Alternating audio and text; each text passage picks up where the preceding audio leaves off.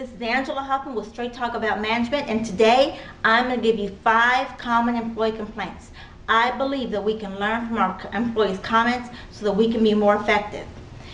These are the comments that usually employees tell each other when you're not around, but if you could be a fly on the wall of the employee break room, these are some of the things that you might hear. Number 1, I hate when my boss has favorites. Employees hate it when they feel like someone else is being favored over them. If you feel that some of your employees are more talented or more productive than others, have your other employees train with those employees so that you can bring everybody up to the same level. Whatever you do though, don't give favoritism towards someone that you like or a friend or relative who might happen to work for you. All this will do is cause dissension among your team members, and that will destroy the employee confidence. Number 2, my boss blames the employee for mistakes. The wrong employees usually. All this means is that you haven't done your due diligence to make sure that you get the right person. I know what it's like to work in a corporation. Usually when something goes wrong, there's a call to action to find out who's responsible. And sometimes, many times, the wrong person is the one who's to blame. But ask everybody who was involved so that you can find out who is the correct person who needs additional training or might also require some disciplinary action from you. Number 3, my boss doesn't know how to communicate with me. Poor communication. This is a very common complaint. And what this means usually is that the manager normally expects the employee to know exactly what is expected of them. They give them assignments, send them off, and then it comes back and it's all wrong.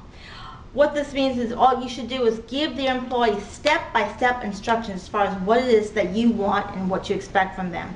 Have them give those instructions back to you in their own words, and make sure also let them know that you have an open door policy. In case they have any more questions, they can feel free to come and talk to you about it. Number 4, my boss is always looking over my shoulder.